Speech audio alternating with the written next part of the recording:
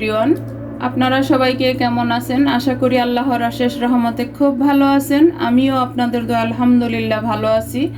তো প্রথমে জানাই আপনাদের সবাইকে হজের শুভেচ্ছা এবং অগ্রিম ঈদ মোবারক। তো এই ঈদের শুভেচ্ছা নিয়েই শুরু করলাম আজকের রেসিপি। তো আজকের রেসিপি কোনো স্বামী কাবাব না, কোনো বউ কাবাব না, হবে অ্যারাবিয়ান স্টাইলে বিফ কাবাব। তো এই বিফ কাবাবটা বানানোর জন্য প্রথমে এই যে মাংসটাকে ধুয়ে একদম পানি ঝরায়া এই যে কিচেন টিস্যু দিয়ে এটাকে আমি একদম চেপে চেপে পানিটা একদম শুকাই নিছি। এই যে দেখেন একেবারে শুকনো। আর এখানে আমার হাফ কিলো গরুর মাংস আছে। এই কুরবানির ঈদে কিন্তু গরুর মাংস কম বেশি আমাদের সবার কাছেই থাকে। তো এই কুরবানির ঈদে এই গরুর মাংসটা দিয়ে অ্যারাবিয়ান স্টাইলে কাবাবটা আপনারা বানিয়ে নিতে পারেন। তো এই মাংসটাকে এখন আমি কিমা করে নিব, একদম মিহি একটা কিমা করব। এই যে এরকম একটা ফুড প্রসেসর নিয়ে নিলাম। এখন এটাকে আমি একটু কিমাটা করে নিই। এই যে দেখেন কিমাটা আমি করে নিলাম। এখন এটা খুলে নিব। এই যে দেখেন মাশাল্লাহ মাশাল্লাহ কিমাটা দেখেন একেবারে মিহি। এরকম মিহি একটা কিমা হবে আর একটু পানি যাতে না থাকে। তো এখন আমি কিমাটাকে একটা বোলের মধ্যে নিয়ে নিব। এই যে, আর আপনাদের কাছে যদি এই ফুড প্রসেসরটা না থাকে তাহলে আপনারা কিন্তু ব্লেন্ডারই করে নিতে পারবেন, কোনো সমস্যা নেই, সব কিছুতেই করা যায়, একটু চেষ্টা করলেই সব হয়ে যায়। এই যে এটা আমি এখন সাইডে রেখে দিব। আর এই যে দেখেন দেখেন মাংসের কিমাটা একেবারে মিহি। এখন এখানে আমি সব মশলা দিয়ে দিব। এখানে এই যে আমি 4টা কাঁচা পাকা কাঁচামরিচ নিছি। আর এটাতে কোনো ডিম দেওয়া হবে না, কোনো ময়দা দেওয়া হবে না, কিচ্ছু না, এমনিতেই হবে। 1 চামচ দিলাম আদা রসুন পেস্ট। আর যে যতটুকু ঝাল খান অতটুকু দিবেন। আমার এই কাঁচামরিচগুলোতে বেশি একটা ঝাল নাই, তো হাফ চামচ দিলাম আমি মরিচের গুঁড়া। আর হাফ চামচ দিব হলুদ গুঁড়া।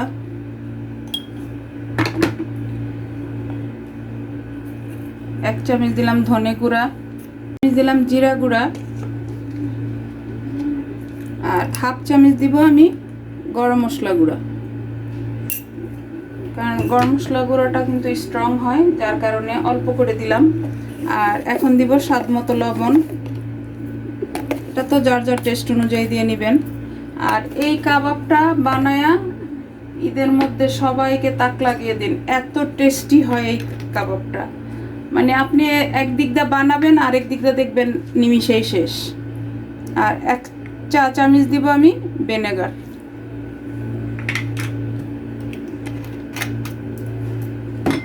এখন দিব 1 চামচ টমেটো সস, 1 চামচ দিব চিলি গার্লিক সস। এখন এটাকে আমি ভালোভাবে একটু মাখায় নিব। দেখেন আমার প্রিয় ভাই বোনেরা, একেবারে সহজ না, একেবারে সহজ। আর যদি এই মাংসটা কেউ চর্বির সাথে নিতে চান তা নিতে পারবেন। আর চর্বি ছাড়া হলে এখানে একটু তেল দিয়ে দিতে হবে, আমি কিন্তু দিব। এই যে এখন মশলাটা প্রথমে মাখায় নিলাম, এখন সামান্য একটু তেল দিব 1 চামচ। এই যে 1 চামচ তেল দিয়ে দিলাম। এখন এটাকে ভালোভাবে এটার সাথে মাখবো। এই মাখানোটা একটু সুন্দরভাবে করবেন। আর এই কিমাটা চেষ্টা করবেন একেবারে মিহি করার জন্য। এই যে এটা আরব কান্ট্রির মানুষের অনেক একটা ফেমাস কাবাব। এই কাবাবটা যে কোনো হোটেলে পাওয়া যায়, যে কোনো বাসায় প্রায় সময় করে। আর এটা বিশেষ করে ওরা রুটি দিয়ে খায়। তো আমরা রুটি, পোলাও, ভাত বা এমনিতে চার সাথে কিন্তু খাওয়া যায়। এই যে হয়ে গেল এটা মাখানো। এখন আমি চুলায় চলে যাব। চুলায় গিয়ে এটাকে কিভাবে ভাজি, আর এটা ভাজতেও কিন্তু সময় লাগে না, যেহেতু একেবারে মিহি, তো এমনি মানে ভাজার মধ্যেই হয়ে যাবে, মাংসটা সিদ্ধ হয়ে যাবে। আর এখানে তো আমি ভিনেগারটাও দিছি। তো এখন আমি চুলায় চলে যাব। এই যে দেখেন চুলায় আমি একটা তাওয়া বসাই দিলাম। আর এই কাবাবটা যে কোনো লোহার তাওয়া হোক বা এই ধর তাওয়ার মধ্যে বানাতে চেষ্টা করবেন। তাওয়ায় যদি এই কাবাবটা বানানো হয় তাহলে খুব সুন্দর হয়, স্মোকি ফ্লেভারটাও আসে তখন। আর স্মোকি ফ্লেভার দেওয়ার জন্য তো আমরা কয়লাও দিতে পারি। তো যাই হোক, এখন আমি এই যে তেল দিয়ে দেবো। আর তেলও কিন্তু অত একটা না, সামান্য। এই যে দিয়ে এখন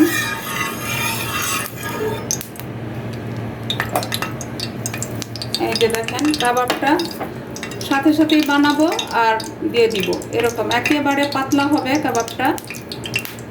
এই যে দেখেন বাইন্ডিং এর জন্য কিন্তু এখানে কোনো কিছুই দেওয়া হয় নাই। এই যে এখন দিয়ে দিব বিসমিল্লাহির রহমানির রহিম। এরকম আঙ্গুলের ছাপটা থাকবে। তো প্লিজ আমার ভাই বোনেরা, যদি আমার এই আজকের আরাবিয়ান স্টাইলে কাবাব রেসিপিটা একটু ভালো লাগে তাহলে আমার চ্যানেলটাকে সাবস্ক্রাইব করবেন, লাইক করবেন, শেয়ার করবেন এবং কমেন্টস করবেন প্লিজ আমার ভাই বোনেরা। আর যারা নতুন তাদের উদ্দেশ্যে বলি, প্লিজ আমার চ্যানেলে আপনাদের সবাইকে স্বাগতম এবং আমার পাশে থাকার জন্য অনুরোধ রইল। আর আমার এই ভিডিওটা প্রথম থেকে শেষ পর্যন্ত দেখারও সবার কাছে আমার অনুরোধ রইল। এই যে দেখেন একেবারে সহজ বানানোটা। তো আমার প্রিয় নতুন রাঁধুনি যারা আছেন তাদের উদ্দেশ্যে বলি, একেবারে সহজভাবে কিন্তু আমরা এই কুরবানির ঈদে মাংসটা হাতে পাওয়ার সাথে সাথেই কিন্তু আমরা বানায় নিতে পারি আর সবাইকে এটা সার্ভ করে উপহার দিতে পারি। মাশাআল্লাহ মাশাআল্লাহ, এত সুন্দর ফ্লেভার আসতেছে কাবাবটা। এই কাবাবগুলি যখন হোটেল থেকে আনা হয়, হোটেলের সামনে গেলেই এই ফ্লেভারটা যেন নাকের কাছে ভেসে আসে। আর বানাতেও কিন্তু সময় বেশি একটা লাগে না। আর চুলার আঁচটা কিন্তু মিডিয়ামে আছে আমার। এই যে দেখেন মাশাআল্লাহ, দেখেন লুকটা দেখেন। এখন শুধু উল্টে পাল্টে ভাজবো। প্লিজ আমার ভাই বোনেরা, আপনারা অবশ্যই এই কুরবানির ঈদে এই গরুর মাংসের কাবাবটা বানায়া দেখতে পারেন। আশা করি নিরাশ হবেন না, একবার খেলে আবার খেতে ইচ্ছে করবে। বিরিয়ানি একটু সাইড করে দিব, সাইড করে দিয়ে আবার এখানে কিছু কাবাব দিয়ে দিব। এভাবে আপনারা যদি ভেজে নেন একেবারে চটজলদি হয়ে যাবে। এই কাবাবটা কিন্তু মেহমানদারিতে একদম মেহমানদের বসায় গরম গরম করে দিতে পারবেন। আর কাবাব তো গরম খাওয়ার মজাই আলাদা।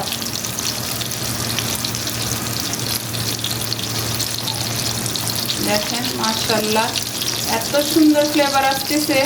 যারা কাবাব পছন্দ করেন তারা তো বুঝতেই পারতেছেন যে কেমন সুন্দর একটা ফ্লেভার আসতেছে। এখন আবার এটাকে আমি উল্টাই দিব। এখানে এই কাবাবটা সবুজ তমিজ এসব দিয়ে বেশি খায়, তারপরে খেপসার সাথেও খায়। তো আমরা তো বাঙালি, আমরা এটা পোলাওয়ের সাথে খেতে পারি, গরম ভাতের সাথেও খেতে পারি, আবার এমনিতে শুধু চার সাথেও কিন্তু খাওয়া যায়। বললামই তো, এটা কোনো স্বামী কাবাব না, কোনো বউ কাবাব না, এটা একদম সাধারণ একটা আরাবিয়ান স্টাইলে বিফ কাবাব। এটাতে উপকরণও বেশি না, একেবারে অল্প উপকরণেই কিন্তু বানানো হয়ে যায়। আমরা কিন্তু কাবাবের নাম শুনলেই ভয় পাই যে কত কি লাগবে, ডাল লাগবে, এই লাগবে, সেই লাগবে। কিন্তু আমার এই রেসিপিটা ফলো করে একবার বানান, এখানে কিচ্ছু লাগবে না, ডিমও লাগবে না, ডালও লাগবে না, কিচ্ছু লাগবে না। কিন্তু খেতে যে কি মজা সেটা না বানালে বুঝতে পারবেন না। এখন এটা উল্টাই দিব। এই যে শুধু ভাজার সময় একটু সময়টা যতটুকু লাগে, এছাড়া কিন্তু সময় একদম কম। যে এখন এগুলিও হয়ে গেছে, দেখেন মাশাআল্লাহ মাশাআল্লাহ। এই যে আর এই কাবাবগুলি ভাজার জন্য কিন্তু তেলও অত একটা বেশি লাগে না, কারণ মাংস থেকে কিন্তু তেলটা উঠে আসে। চর্বি দেওয়া হয় তাহলে তো কোনো কথাই নেই, তবে এই কাবাবটা চর্বি ছাড়াই বানানো হয়, কারণ চর্বি ছাড়া মাংসটা দিয়ে এই কাবাবটা খেতে অনেক টেস্টি হয়।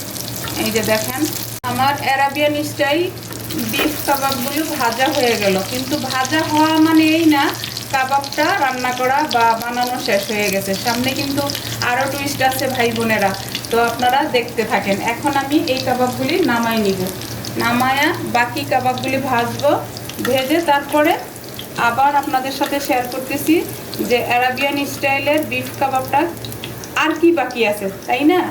এই যে দেখেন, মাশাআল্লাহ, দেখেন দেখতে কত লোভনীয় লাগতেছে।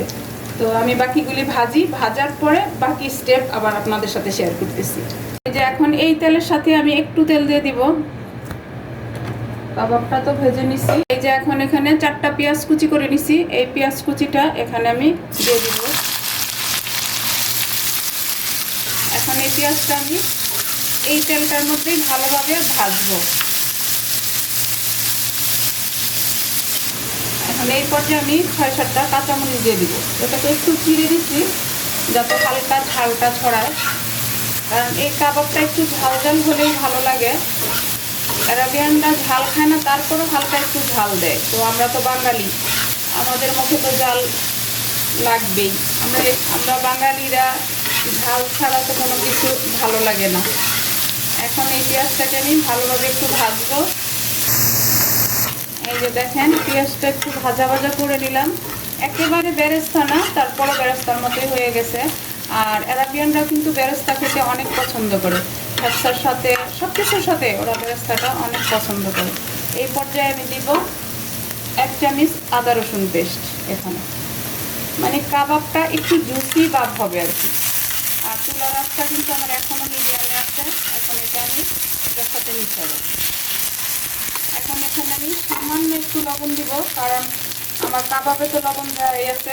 1 পিস দিয়ে দিলাম। আর এখানে যে 1/2 চামচ মরিচ গুঁড়ো দিয়ে দিলাম, দিয়ে এটাকে মিশিয়ে নিব। প্লিজ আমার ভাই বোনেরা, আপনারা তো অনেক রকমের কাবাব খাইছেন, আমার এই রেসিপিটা ফলো করে একবার বানাই নিন আরাবিয়ান স্টাইলে কাবাবটা, তাহলে বুঝতে পারবেন যে আসলে কতটুকু টেস্ট। মুখের টেস্টটাই বদলে দিবে যদি এই কাবাবটা রাখেন। এখন এই পর্যায়ে দিব আমি 1/2 কাপ টমেটো সস, দিয়ে এটার সাথে মিশাবো। দেখেন মাশাআল্লাহ, লুকটা দেখেন।